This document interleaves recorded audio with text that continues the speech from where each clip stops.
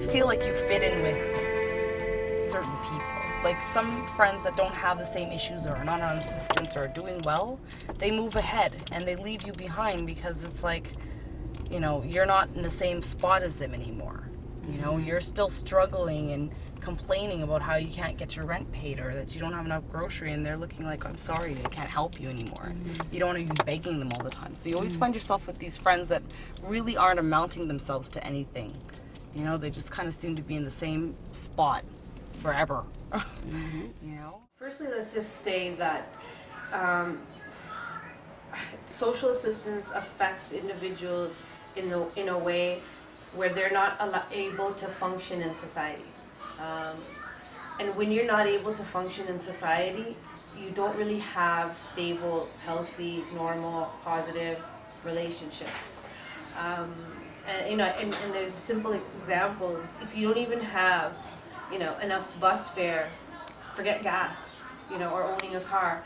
But if you don't have enough bus fare to, you know, meet a relative or a friend or get out or really do anything, you end up becoming isolated.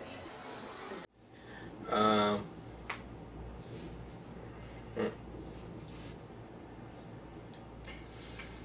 I jump in here? Yes, please. Well, for starters, it's been a bit of a struggle with us because with only really one of us earning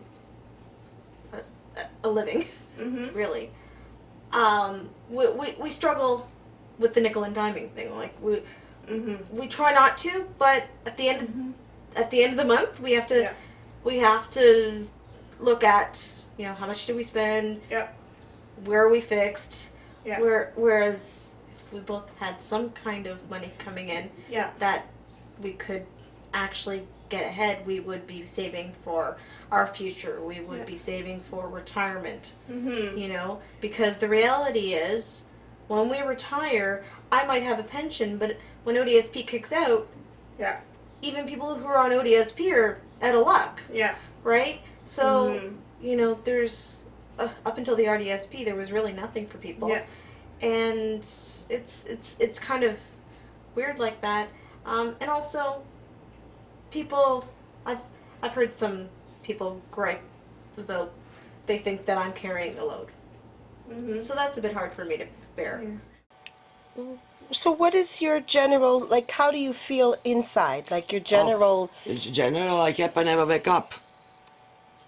You wish you never wake up? Yeah, I wish I really only joke. I wish sometimes I don't wake up. I don't need worry. End of month, I can afford nothing. Or I'm not happy. Sometimes I'm ashamed of disability. Then you've been like a second class. You've been no more good human being. Right. What is that? I work 26 years and pay income tax and everything.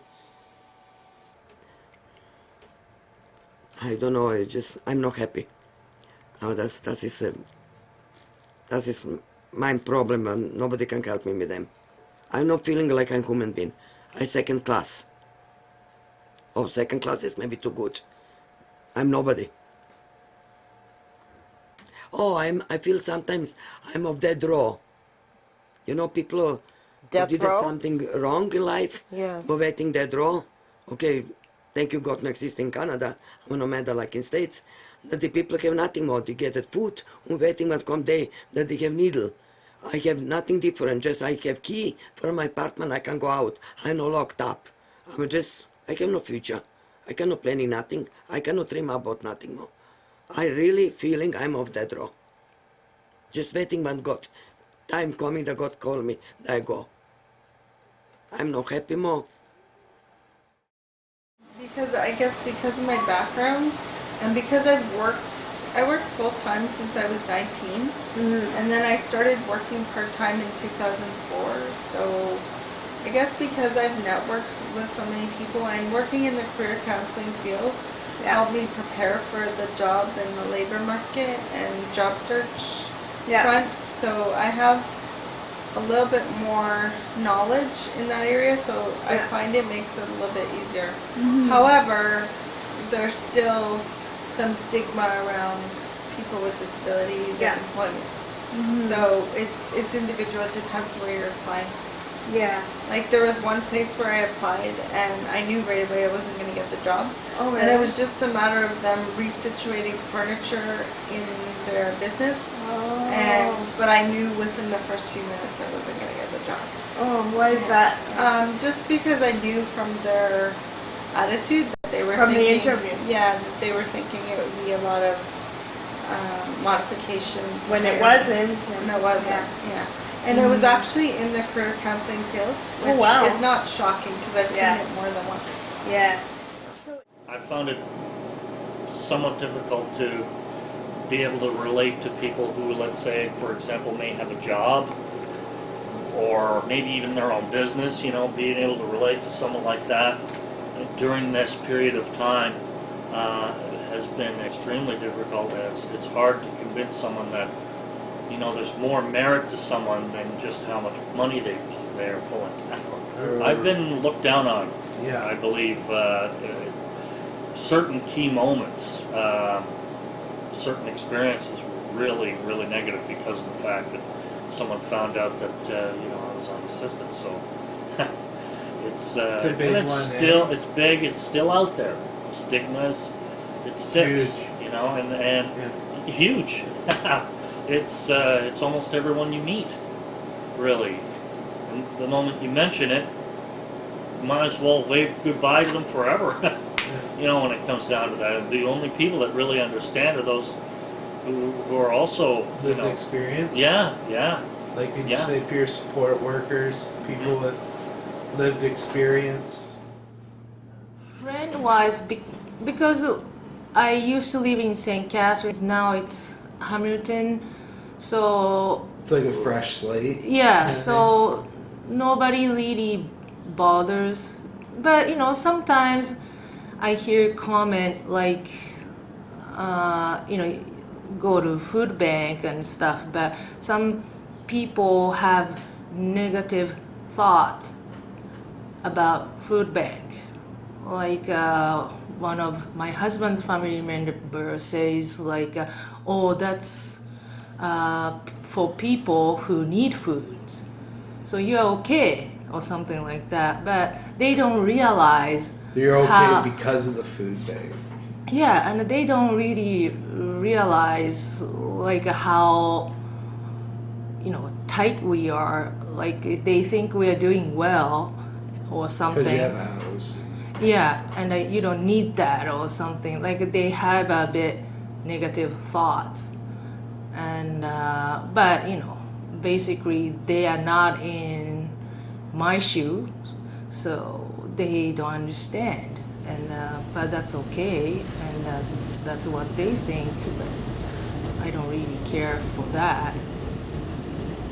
My last job where I worked part-time, I was. And I was collecting ODSP. I didn't want to tell people I was on ODSP. I feel there's a bit of a stigma attached to it. My friend, my really close friends and my family, they know, and I've got really supportive people in my life, so I don't really feel bothered with them. When you start work and you're on ODSP, you have to get a letter from the job. Yeah. And there's been times where I've had to go ask like my manager for a letter, and I don't want to tell her it's for ODSP because I don't know, it might jeopardize my chances of actually getting the job. To say I have, you know, I'm on a disability and I need a letter confirming that I'm working here. You know what I mean? Society, you know, I know there's judgment in society, and you're applying for a job already, and it's already pretty.